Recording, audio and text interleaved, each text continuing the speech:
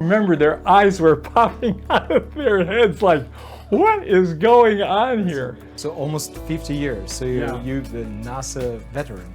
We would have worked for free. Musk is willing to take a lot of risk. It was like a sports contest, right? Who's going to win the race? Yeah.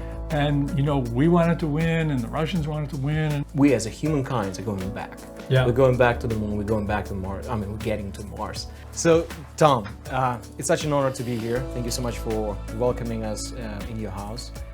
There's a lot of space things that you have here. Why? What's your story?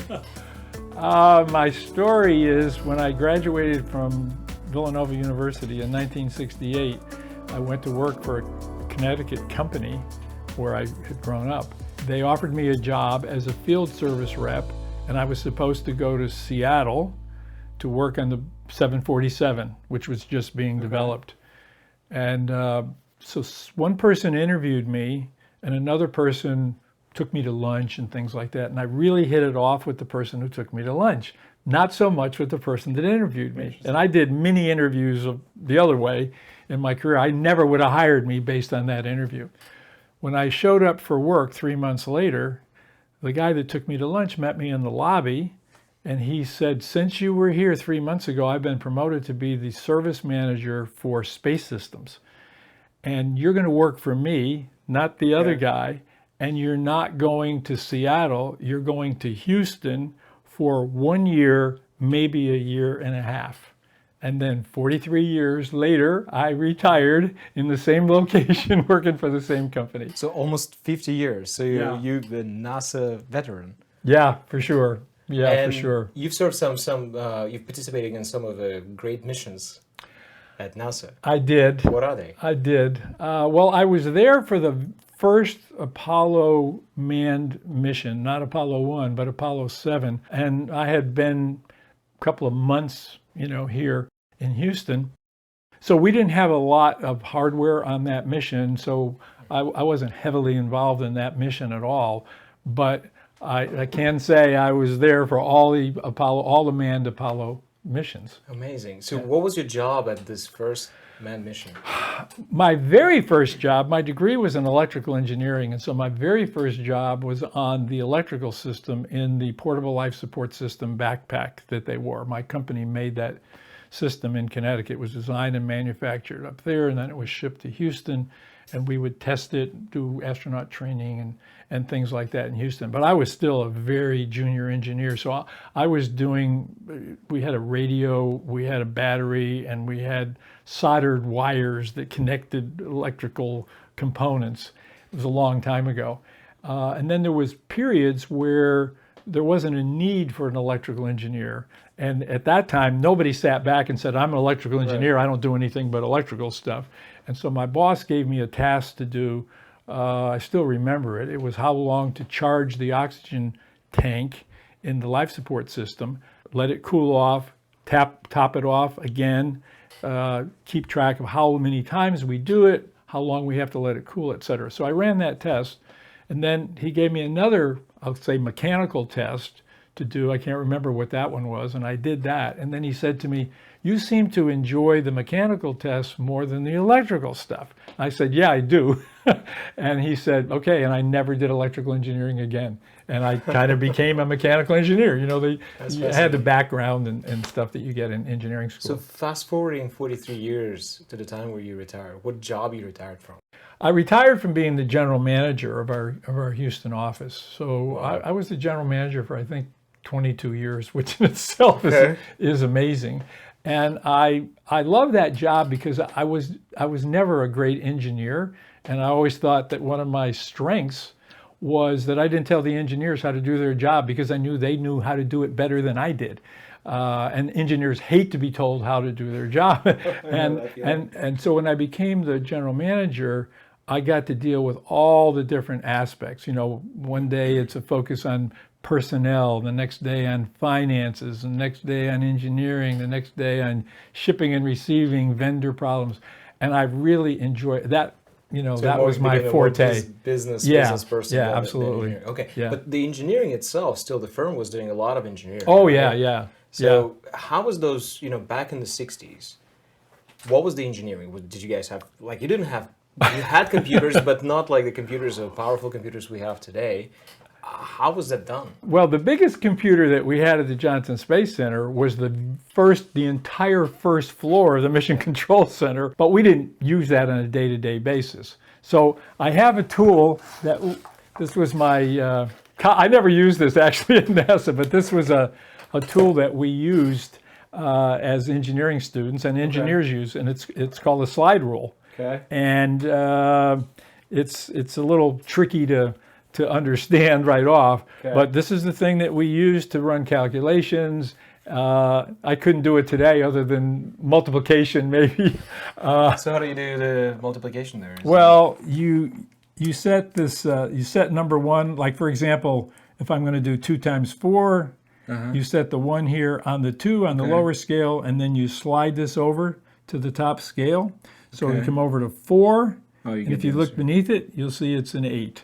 So there's multiple kind of scales here, Yeah. and axes, and you can do multiple. Yeah, I see the logarithm. Yeah, there's a lot of. So I was an electrical engineering student, and so we did a lot of this log stuff. There's other.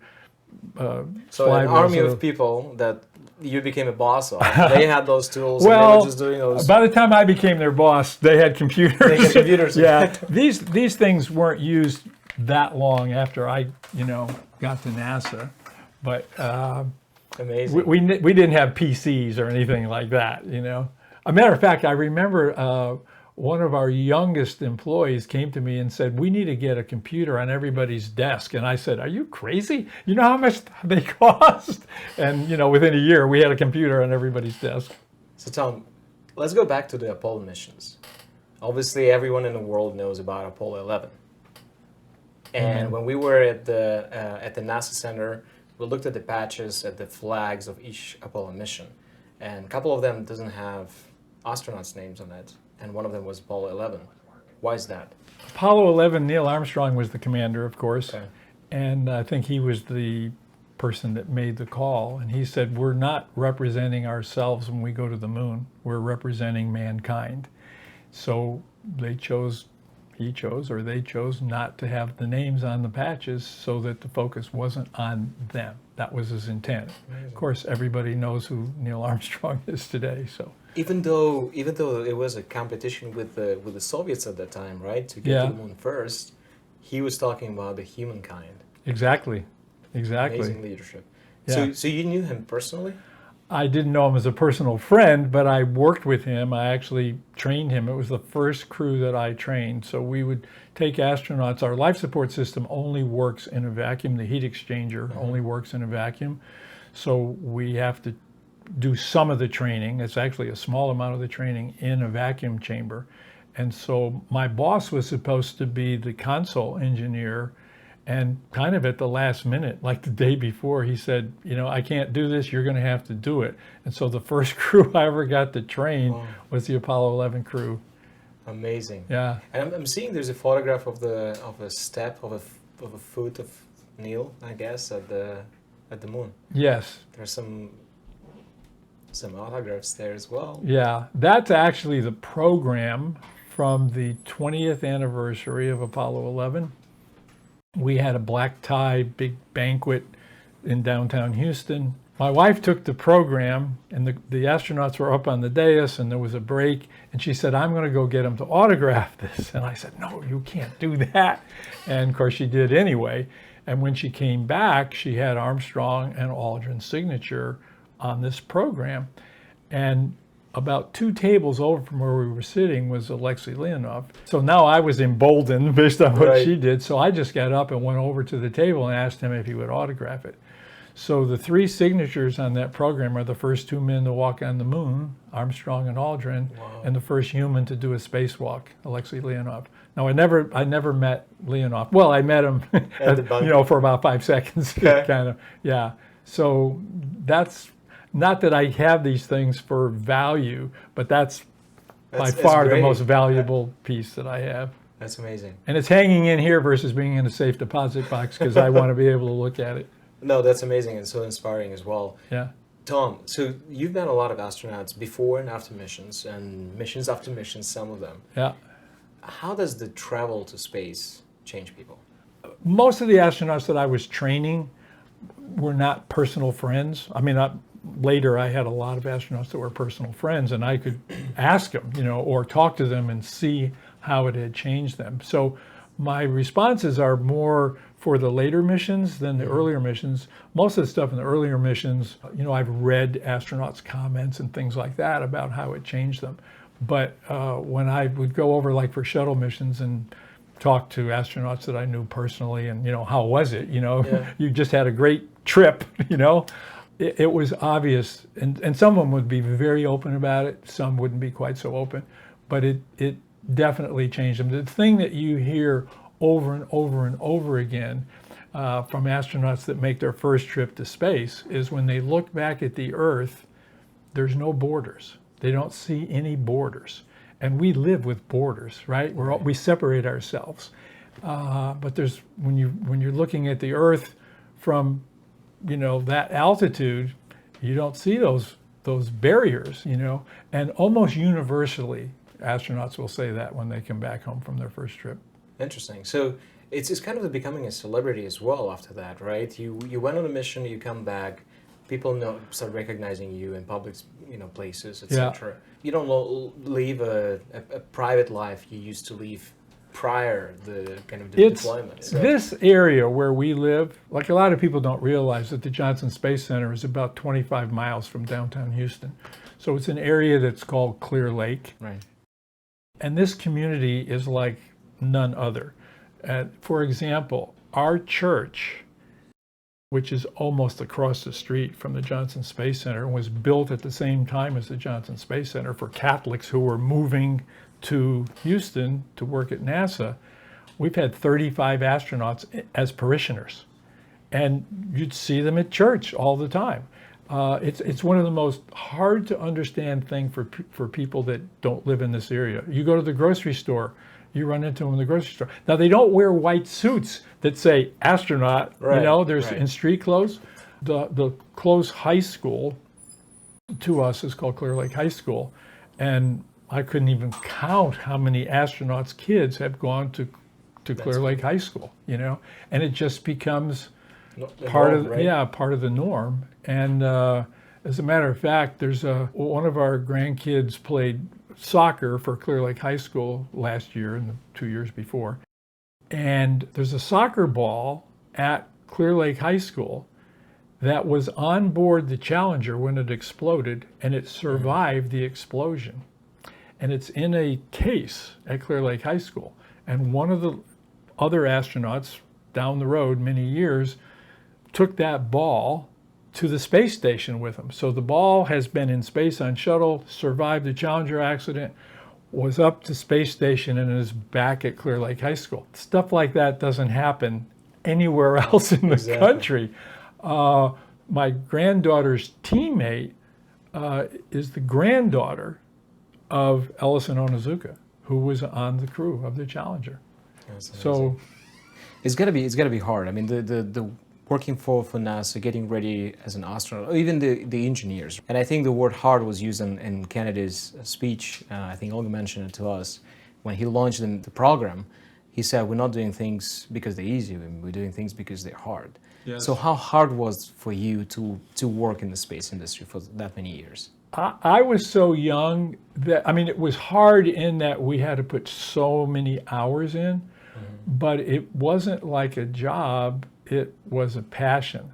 But I want to mention one thing to you about Kennedy's speech. I mentioned to you earlier this United Space School that we do each year. Right. And in Kennedy's speech was given 2 weeks after Alan Shepard's suborbital flight. The United States had never even orbited an astronaut. The Russians had with Gagarin, but we had never even orbited an astronaut. We had just done a suborbital flight up and down. And Kennedy goes to the Congress and says, we're going to land on the moon in this decade and bring them back, before the end of the decade safely. It happened before I was here, I was still in school, so I didn't really give it much thought. But when I talked to the old timers, of which I'm way past being an old timer now, they thought he'd lost his mind. It's like, I are was you shocked. kidding? We're going to do this in 9 years? That's like impossible. And, they did it. They did it, and it was the 1960, 1970 was a kind of a prime golden era of space industry and going after that big challenge, going to the moon. Yep. What was the importance of that at that time? Well, when I look back on it, and I wasn't focused on importance.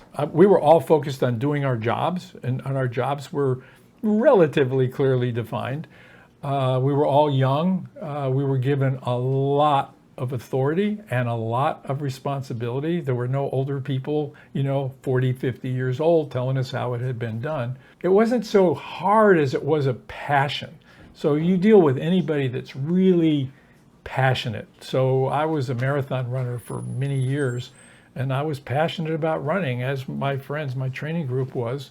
And so running a marathon is hard, but we never focused on the hard. It was just running together, train, do the marathon, and it was somewhat similar to that. What is this? I'm trying to get to, what is that passion about? So you're saying we were doing our job, we were passionate about, was it keeping kind of getting to the milestones and get this done and make it happen? Was it something else? You guys were inspired by a future, I don't know, life on the moon or something else? I don't know, what was the talks at that day? For me, it wasn't about a future life on the moon. It was the challenge, like an athletic challenge. Yeah, exactly. Run the marathon in under this time. But everyone who worked there was so passionate. There's a story that you may have heard. Honestly, I don't even know if it's true, but it's a great story either way, where President Johnson made a visit to the Johnson Space Center.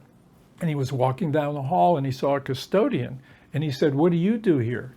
And the custodian said, "I helped put man on the moon, sir." And that was the culture. So there was no, I'm above you. It wasn't a military operation. It was just, we do whatever we have to do to get there. So there was never the slightest bit of quit. If we had a chamber run the next day and there was a problem with the life support system the night before, we just stayed all night and got it fixed so that when the astronaut showed up for the training, it was done. I will mention one thing so that I don't forget it. On the 40th anniversary of Apollo 11, now 15 years ago, I was interviewed for an article in the Hartford Courant newspaper. And they wanted to do a story. They actually wanted to interview someone in Connecticut that had worked on Apollo 11. Well, just before then, we were offered an early out package, and everybody but me took it. I just wasn't ready to stop. So they told them that we don't have anybody from Connecticut that worked on Apollo 11 that's still here. But our general manager in Houston is from Connecticut originally, and he worked on Apollo 11 if you want to interview him. So they did, and it was a big feature story on the front page of the paper, et cetera, et cetera. And the last line of the article is a perfect quote from me that the reporter included. This is the way the story ended. "We would have worked for free." And that was the essence. I mean, I can't even describe the passion that existed, It sounds like what I'm hearing about the SpaceX company today. That's kind of the mentality they have today. They work there. They're willing to work for free. They put an enormous amount of hours. People just eat and breathe, and it's all about SpaceX. It's all about getting those rockets fly back and forth and land the way they want to land, and bring new technologies there, make it simple, faster, quicker, easier, etc., etc. Would you agree? I totally agree. I'm not sure Musk sat down and said, "I want to do this like Apollo was done." Right. But in reality, you mentioned many of the things. I mean, there were a lot of commonality. The young people, the passion of the people, I will work for free kind of mentality. The cheers, I'm still not quite used to the cheers on a launch from everybody outside the control room, because NASA tends to be very monotone. But they absolutely, I have a couple of friends that actually work, young friends that work for SpaceX. And the other thing that they do, that SpaceX does, is Musk is willing to take a lot of risk, more than NASA takes. Right. So he we took a lot of risk in Apollo, but not so much currently. You know, his thing is, of course, he's got the money to back it up, and it's like, okay, if you blow up a rocket, you take it apart and you figure out why, and then you fix it and you change your design. And SpaceX blew up a lot of rockets in the early days, but so did NASA. NASA blew up a lot. It was before I got here, but they blew up a lot of rockets, and then they learned from it. So there's a lot of similarities. And I think that's fascinating as well, because NASA is the government agency, is using the US taxpayers' money to run the operations. You're saying they're more monotone and more risk averse versus the SpaceX.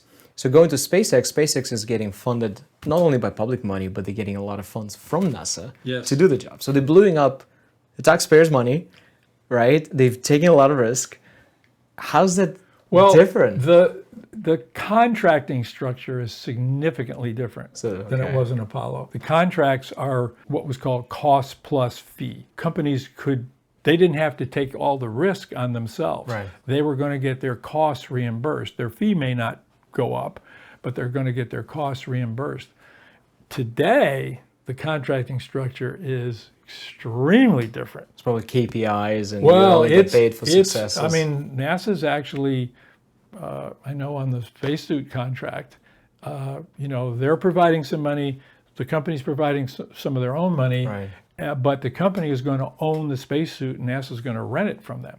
So that's totally different. So the risk and the cost to NASA is actually lower. Right. And it's what are you thinking about this enthusiasm and kind of getting back to this overall humanity excitement about the space travel? And I think SpaceX has done a lot of marketing about it. Yeah. And Elon Musk, just because he's such a public person and have a lot of followers, he can kind of voice that and translate that to the entire world. People are picking up on that, and I feel like there's a lot of excitement among young people, and everyone wants to be part of it, in any way possible. The mission right now is to get to the Mars. What's the importance of us getting to Mars?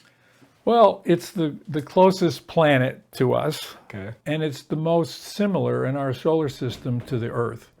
So if we can get to Mars, we can study where did it come from? How does it relate to what happened on the Earth?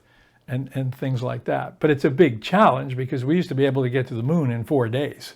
And now we're talking half a year, ballpark to get to Mars. So there's a lot of challenges in going to Mars. First, we're going to go back to the moon and then go to Mars. And so the Mission Control Center in Houston is named after Christopher Kraft, who was the first flight director. And he said something after Apollo that I think about a lot. He said, people are going to find out how hard it is to go to the moon when they try to do it over again. It's now been more than 50 years since we've been to the moon. And I don't think any of us that were around for that last flight where Gene Cernan was the commander and said something about, we can't wait to come back, that it would be more than 50 years before we came back. But I do think it's energizing, both the workforce, and I think it will really energize the public once we start flying. When we were utilizing Soyuz to get to the space station, after the space shuttle was retired in 2011, most Americans thought the space program was over. They thought because just handed it over. Well, to they Russians. just thought it wasn't so much that, it was that they weren't seeing Americans on an American spacecraft launching from the Kennedy Space Center. Right. And therefore their mindset was, I can't tell you how many people said, I thought NASA closed, things like that. And obviously they didn't close. Yeah, definitely, and hopefully will not, right? Yeah.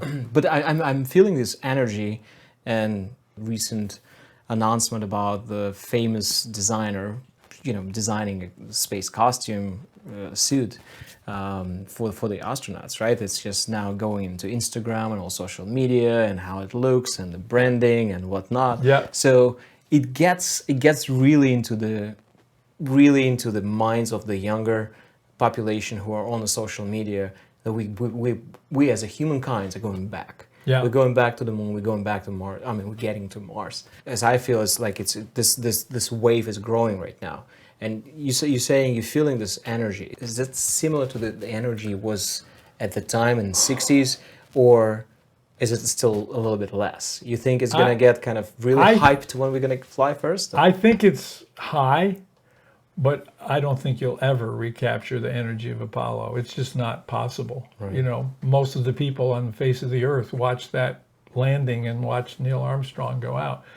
We're not going to get half the population of the earth to watch the next launch. So it's by degrees. It's very difficult to compare what's happening today and in the future to Apollo. Apollo is a once in a millennium thing.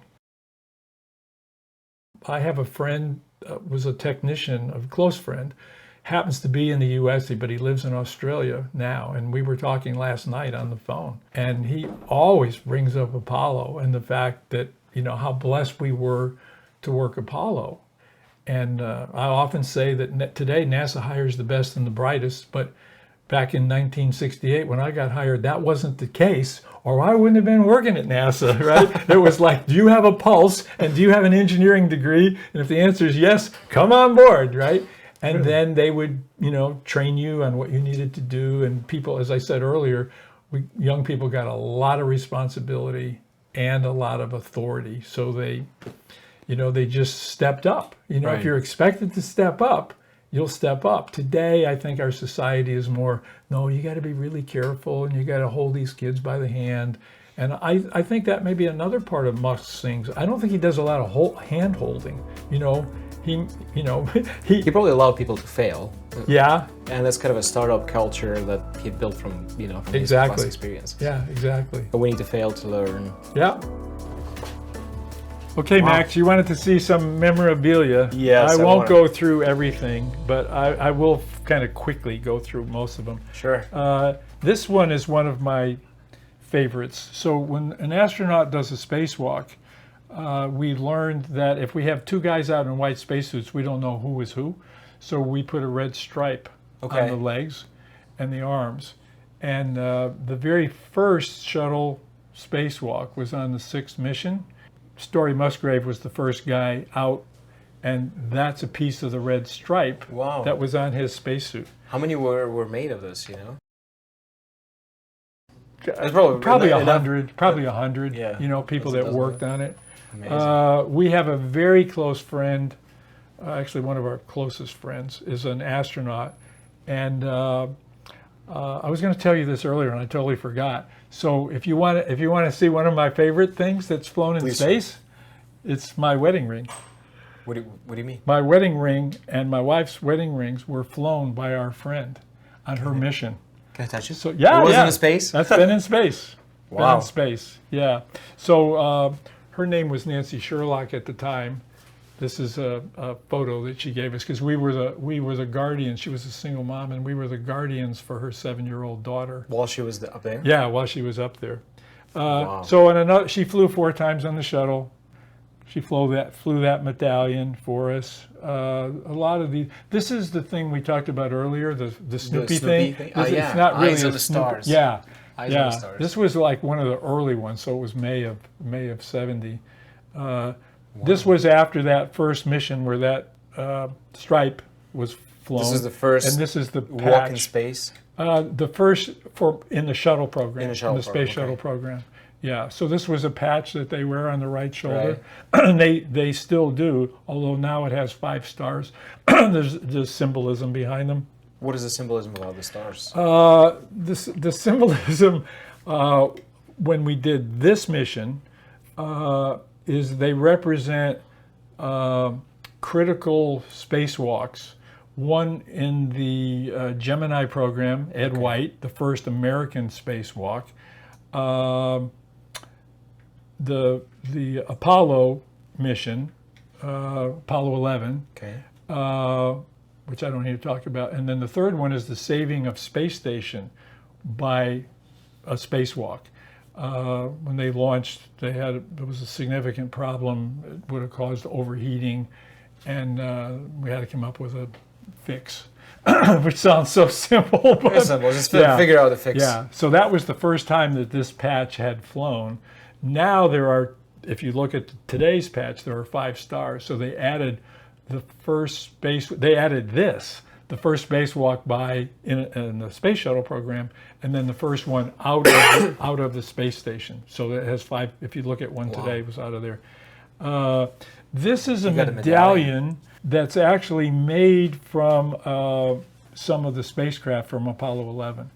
So now I think they probably took an ounce of aluminum and mixed it with a ton of, something else to come up with the medallion. But it contains molecules anyway that were on Apollo 11. This is actually one of my favorite things. What is this? This is my badge from the night of Apollo 11. This is my badge to access to mission control, or what was called the mission evaluation room, which was a back room. And it was we used to have different badges. Now everything's electronic, but we used to have different badges for each mission. So you can see the 11, and each mission would have 12, 13, 14. But Apollo 11 was the only badge that had artwork on it. So building 45. Building 45. Now, the Mission Control Center is building 30. Today, the mission evaluation room is in Mission Control. They expanded it. But back in this era, it was actually in the building right next door to Mission Control. We were all tied in electronically. Okay. So you guys were calling one another and yeah. I mean, we had radios and stuff. a lot of that. This is a Rotary National Award for Space Achievement. I guess from 2009. How do you get that?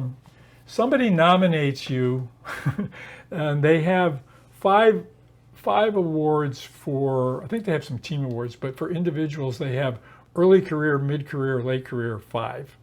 And this is for the whole country.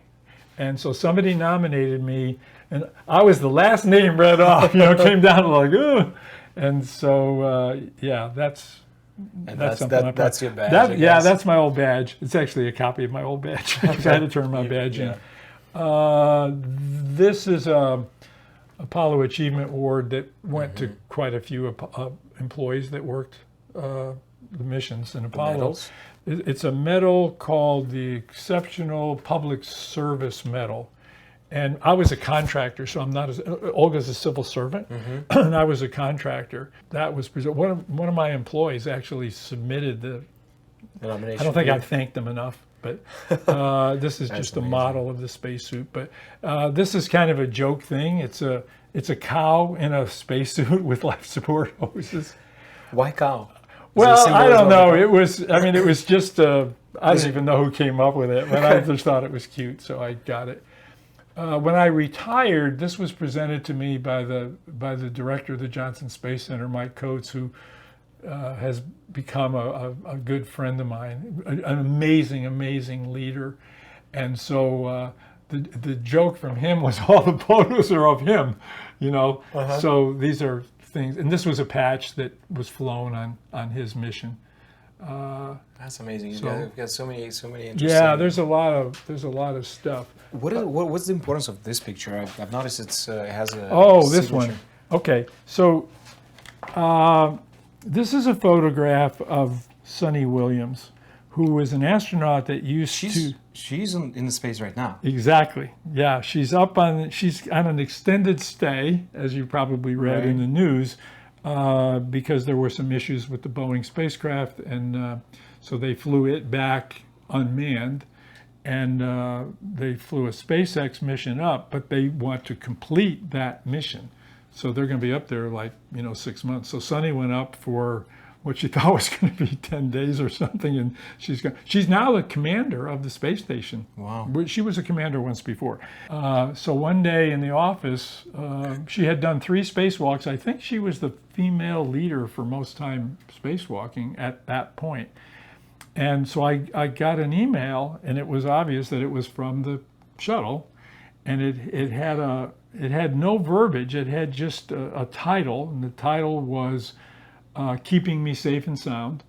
The email was sent to her sister, her mother, and me.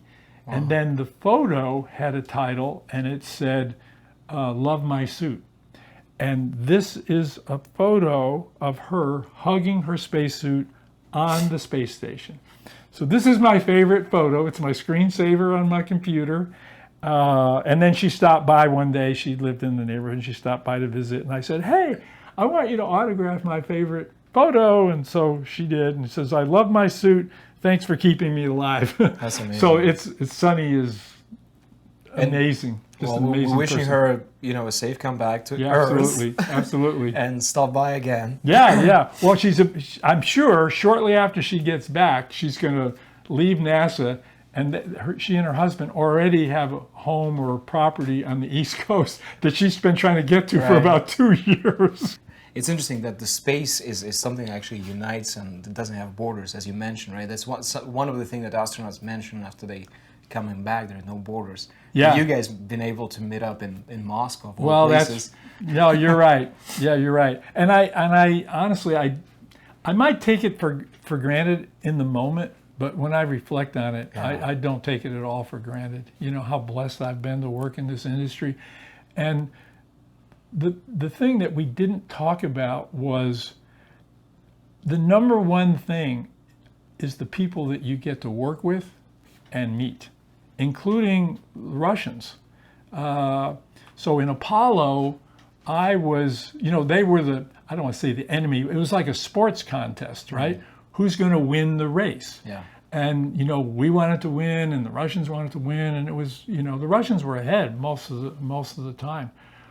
But years later, I actually got to meet some of these Russian guys who were here, and it hit me that if you take the politics out of it, we were in the same fraternity. We were both doing the same technical job, had the same technical challenges, came up with similar answers, sometimes different answers. And I felt a bond with them that I really never expected to have. And that's one of the, it's one of the many blessings that happens. It is. This is a photograph of Neil Armstrong and me. I actually have one with Brenda in it too, but I couldn't find it. But we know she was there. She was there. Yeah. She and, get and him to sign. He was not a fan of publicity. That's this piece here. So it's Armstrong, Aldrin. Many people think this is Mike Collins, the third crew member, but it's not. It's Alexei Leonov. This is one of my favorites. And the other favorite I have is this one, which is an inscribed photo from Armstrong. So it says, hard to read, but it says, to Tom, with sincere thanks for all your work on the PLIS, Neil Armstrong. And PLIS is PLSS, Portable Life Support System. That's what the backpack name was. So I love that one. I mentioned this earlier. This was our friend that flew our wedding rings. And this was after her first mission. And so she gave us that. That was a picture of her We've heard launch. from Olga that the astronauts are only allowed to take so much of the personal items, Right. up to 2.5 kilos or something like that. Yeah, So it's taking pretty. something small to space and Yeah, bringing it back. she actually just said this was the first mission, her first mission, and I knew astronauts, but I didn't know any close enough to say, hey, I'll fly something for you. But it's not. Sometimes they'll fly college rings if it's good friends, and so we said, how about our wedding rings? So we did. That's great. This was something. It's fairly typical at NASA, particularly for long-term employees. When you retire, they put some sort of a collage together. And so my employees put this thing together, and then a lot of them, inscribed it and all that. So it's Apollo and some of the early shuttle, because we couldn't fit 135. It flew on the very first space shuttle. And the signatures on there are John Young and Bob Crippen, who Young was the commander and Crippen was the pilot. But the signature on the top is Christopher C. Kraft, that's who the Mission Control Center is named after. Yeah. But that flag flew on that mission. So many wonderful, interesting stuff. Well, we didn't do it for awards. You know what I mean? You did it out of passion. And Yeah. It's like the best athletes, aren't doing it for the trophy. They're doing it because they're trying to win the game, Thank you, Tom. Yeah. It's Thank been you so my much. pleasure. My Thank you for pleasure's coming mine. by. Thank you for so coming much. by.